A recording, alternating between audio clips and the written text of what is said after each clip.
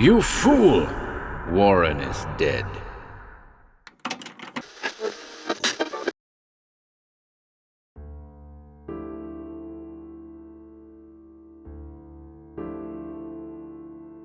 Welcome to HorrorBabble. We're back again with another Clark Ashton Smith Hyperborea story. The Weird of Avoosl Wuthoqquan, first published in the June 1932 edition of Weird Tales magazine. The weird in the title meaning fate or destiny. A fantastic tale of two magnificent emeralds and how they returned to the vampiric entity that owned them. We hope you enjoy it.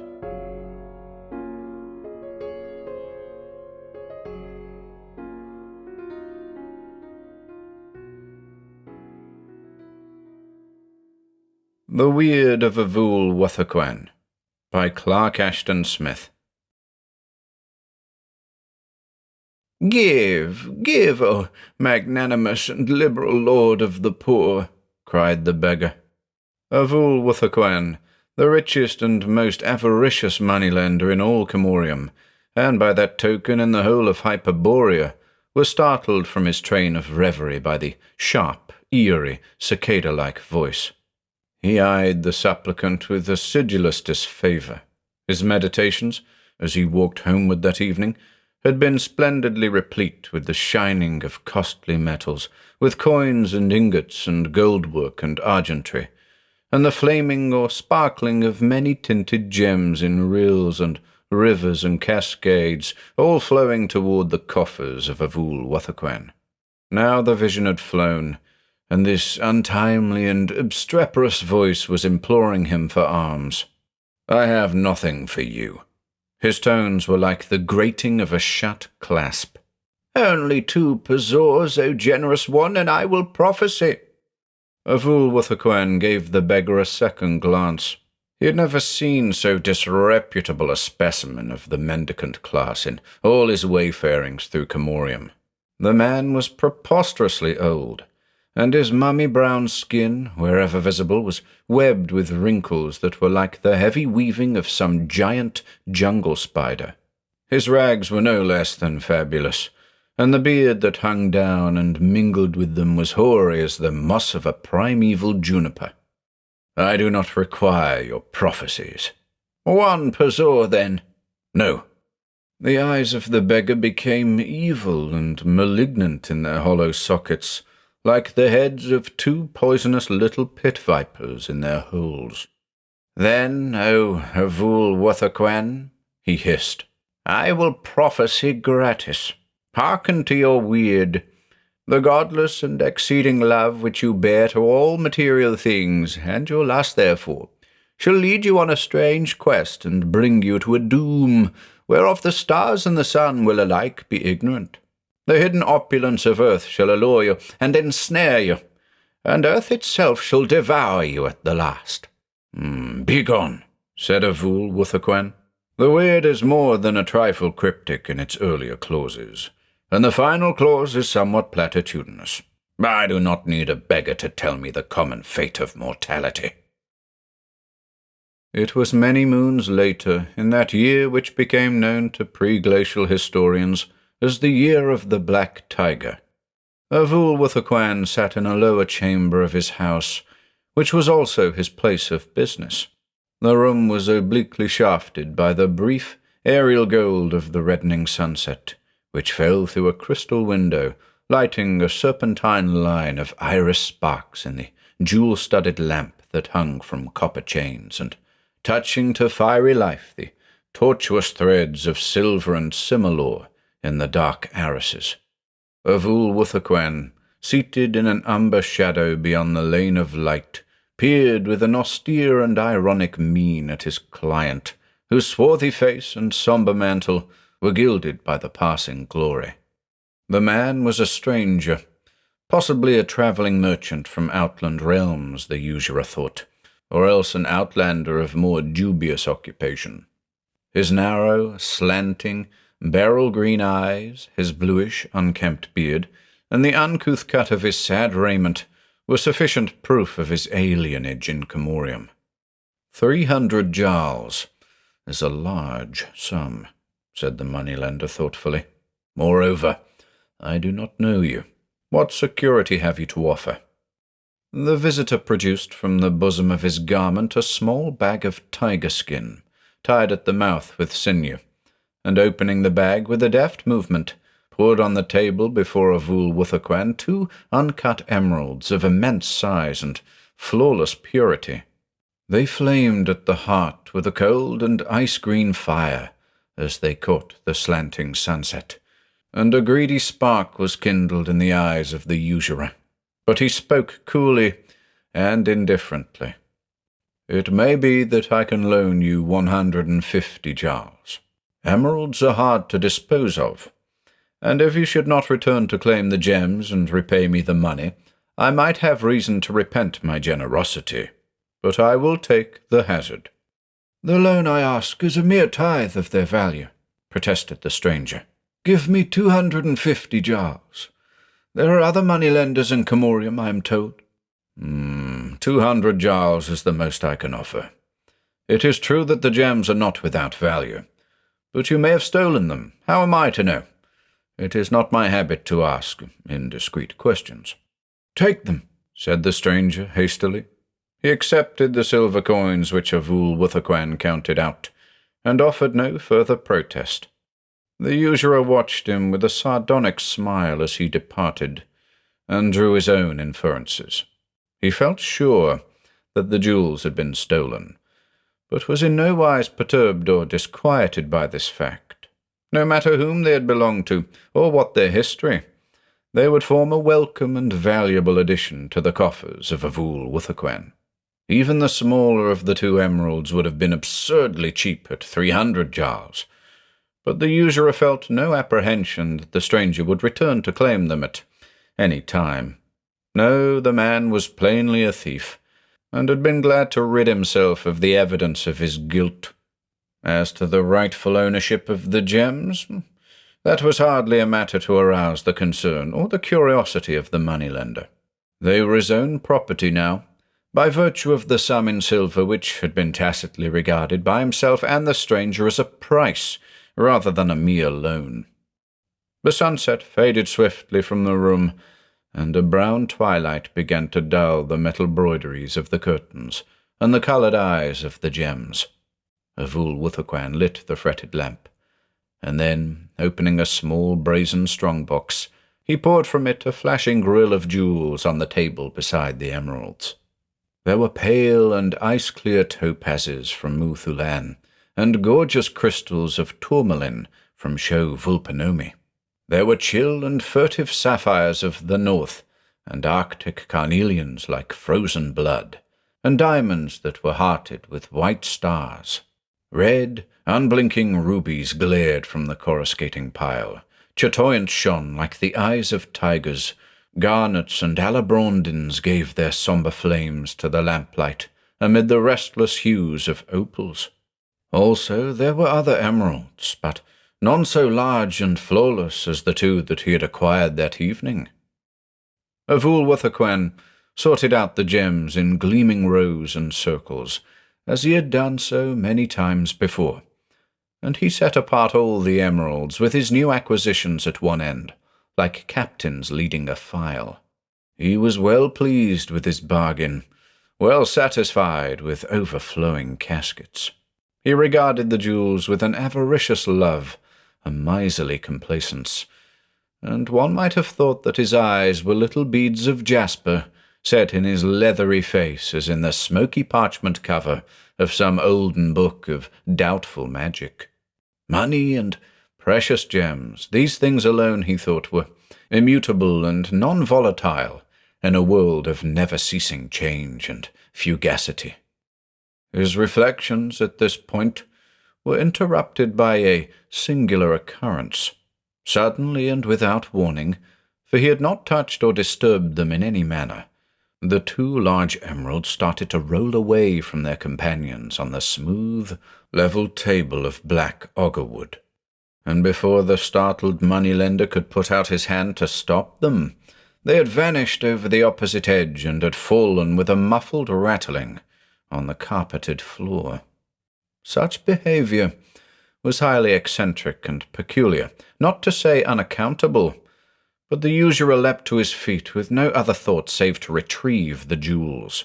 He rounded the table in time to see that they had continued their mysterious rolling, and were slipping through the outer door, which the stranger, in departing, had left slightly ajar. This door gave on a courtyard, and the courtyard, in turn, opened on the streets of Camorium. Avoosl Wuthoqquan was deeply alarmed, but was concerned by the prospect of losing the emeralds rather than by the eeriness and mystery of their departure. He gave chase with an agility of which few would have believed him capable, and throwing open the door, he saw the fugitive emeralds gliding with an uncanny smoothness and swiftness across the rough, irregular flags of the courtyard. The twilight was deepening to a nocturnal blue, but the jewels seemed to wink derisively with a strange phosphoric luster as he followed them. Clearly visible in the gloom, they passed through the unbarred gate that gave on a principal avenue, and disappeared. It began to occur to Avoosl Wuthoqquan that the jewels were bewitched, but not even in the face of an unknown sorcery was he willing to relinquish anything for which he had paid the munificent sum of 200 jars. He gained the open street with a running leap, and paused only to make sure of the direction in which his emeralds had gone. The dim avenue was almost entirely deserted, for the worthy citizens of Camorium at that hour were preoccupied with the consumption of their evening meal. The jewels, gaining momentum and skimming the ground lightly in their flight, were speeding away on the left toward the less reputable suburbs and the wild, luxuriant jungle beyond. Avoosl Wuthoqquan saw that he must redouble his pursuit if he were to overtake them.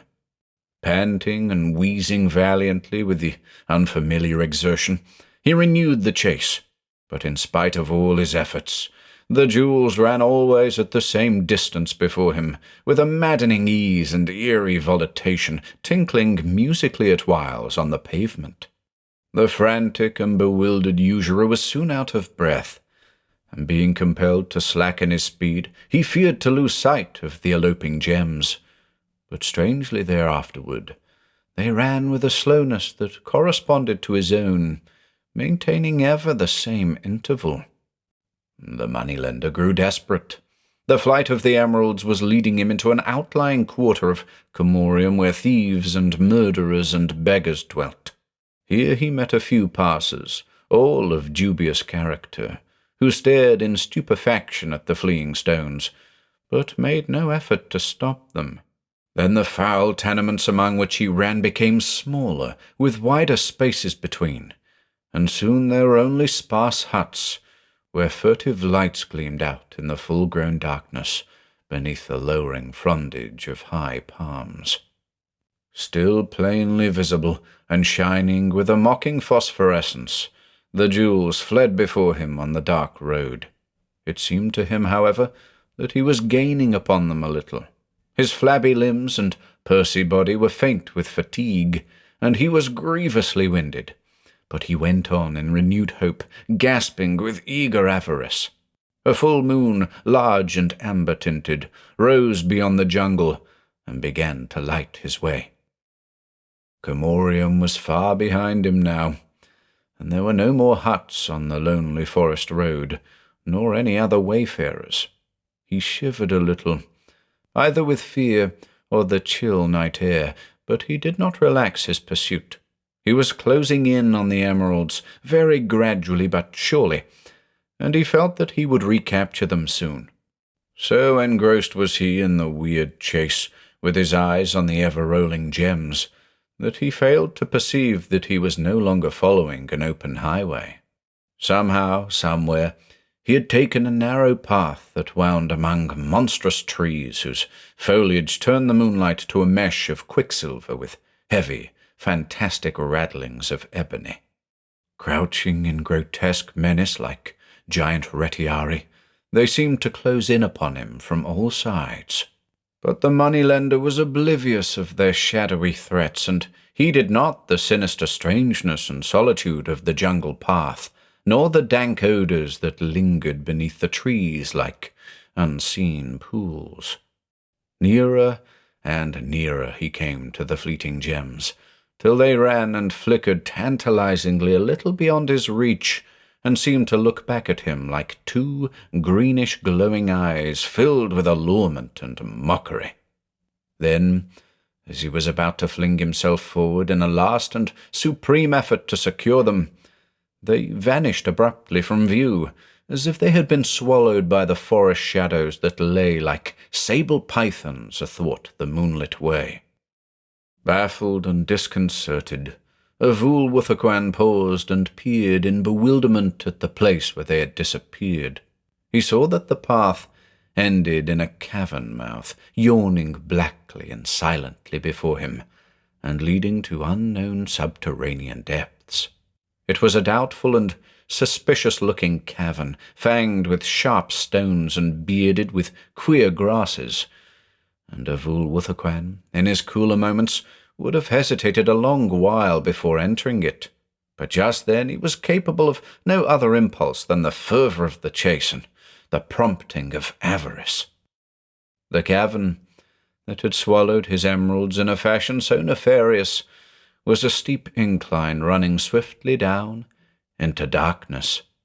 It was low and narrow, and slippery with noisome oozings, but the moneylender was heartened as he went on by a glimpse of the glowing jewels, which seemed to float beneath him in the black air, as if to illuminate his way. The incline led to a level, winding passage, in which Avoosl Wuthoqquan began to overtake his elusive property once more, and hope flared high in his panting bosom. The emeralds were almost within reach. Then, with slightful suddenness, they slipped from his ken beyond an abrupt angle of the passage, and following them, he paused in wonder, as if halted by an irresistible hand. He was half blinded for some moments by the pale, mysterious bluish light that poured from the roof and walls of the huge cavern into which he had emerged, and he was more than dazzled by the multi-tinted splendor that flamed and glowed and glistened and sparkled at his very feet.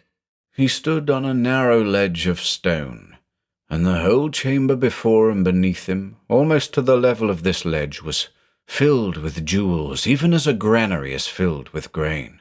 It was as if all the rubies, opals, beryls, diamonds, amethysts, emeralds, chrysolites, and sapphires of the world had been gathered together and poured into an immense pit. He thought that he saw his own emeralds lying tranquilly and decorously in a nearer mound of the undulant mass, but there were so many others of like size and flawlessness that he could not be sure of them. For a while, he could hardly believe the ineffable vision. Then, with a single cry of ecstasy, he leapt forward from the ledge, sinking almost to his knees in the shifting and tinkling and billowing gems. In great double handfuls he lifted the flaming and scintillating stones and let them sift between his fingers, slowly and voluptuously, to fall with a light clash on the monstrous heap. Blinking joyously, he watched the royal lights and colours run in spreading or narrowing ripples. He saw them burn like steadfast coals and secret stars, or leap out in blazing eyes that seemed to catch fire from each other. In his most audacious dreams, the usurer had never even suspected the existence of such riches. He babbled aloud in a rhapsody of delight as he played with the numberless gems, and he failed to perceive that he was sinking deeper with every movement into the unfathomable pit. The jewels had risen above his knees, were engulfing his pudgy thighs, before his avaricious rapture was touched by any thought of peril. Then, startled by the realization that he was sinking into his newfound wealth as into some treacherous quicksand, he sought to extricate himself and return to the safety of the ledge. He floundered helplessly, for the moving gems gave way beneath him, and he made no progress but went deeper still, till the bright, unstable heap had risen to his waist. Avoosl Wuthoqquan began to feel a frantic terror amid the intolerable irony of his plight. He cried out, and as if in answer there came a loud, unctuous, evil chuckle from the cavern behind him. Twisting his fat neck with painful effort so that he could peer over his shoulder, he saw a most peculiar entity that was crouching on a sort of shelf above the pit of jewels. The entity was wholly and outrageously unhuman, and neither did it resemble any species of animal or any known god or demon of Hyperborea. Its aspect was not such as to lessen the alarm and panic of the moneylender, for it was very large and pale and squat, with a toad-like face and a swollen, squidgy body, and numerous cuttlefish limbs or appendages. It lay flat on the shelf with its chinless head and long slit-like mouth overhanging the pit, and its cold, lidless eyes peering obliquely at Avoosl Wuthoqquan. The usurer was not reassured when it began to speak in a thick and loathsome voice, like the molten tallow of corpses dripping from a wizard's kettle. "Oh, what have we here?" it said. "By the black altar of Sathagur, 'tis a fat moneylender, wallowing in my jewels like a lost pig in a quagmire." "Help me!" cried Avoosl Wuthoqquan. "See you not that I am sinking?" The entity gave its oleaginous chuckle. "Yes, I see your predicament, of course. What are you doing here?" "I came in search of my emeralds, 2 fine and flawless stones for which I have just paid the sum of 200 jars. "Your emeralds?" said the entity. "I fear that I must contradict you. The jewels are mine. They were stolen not long ago from this cavern, in which I have been wont to gather and guard my subterranean wealth for many ages. The thief was frightened away when he saw me, and I suffered him to go. He had taken only the 2 emeralds, and I knew that they would return to me, as my jewels always return, whenever I choose to call them. The thief was lean and bony, and I did well to let him go, for now in his place there is a plump and well-fed usurer." Avoosl Wuthoqquan, in his mounting terror, was barely able to comprehend the words or to grasp their implications. He had sunk slowly but steadily into the yielding pile, and green, yellow, red, and violet gems were blinking gorgeously about his bosom and sifting with a light tinkle beneath his armpits. "Help! Help!" he wailed. "I shall be engulfed." Grinning sardonically, and showing the cloven tip of a fat white tongue, the singular entity slid from the shelf with boneless ease, and spreading its flat body on the pool of gems, into which it hardly sank, it slithered forward to a position from which it could reach the frantic usurer with its octopus-like members. It dragged him free with a single motion of incredible celerity. Then, without pause or preamble or further comment, in a leisurely and methodical fashion, it began to devour him.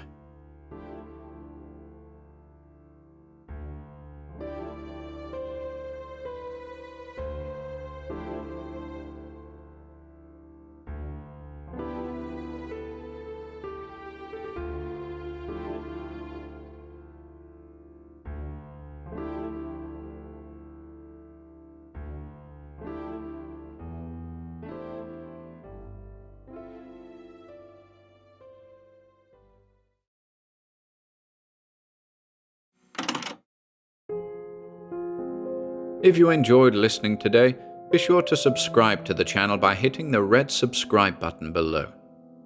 After doing so, click the bell icon next to the subscribe button to receive new content notifications. If you'd like to support our work and receive exclusive perks, consider becoming a channel member by clicking the join button below. To support us in other ways, See the video description for links to our Bandcamp and Patreon pages, our merch store over at Teespring, and further information relating to our releases on Audible, iTunes, and Spotify. And until next time.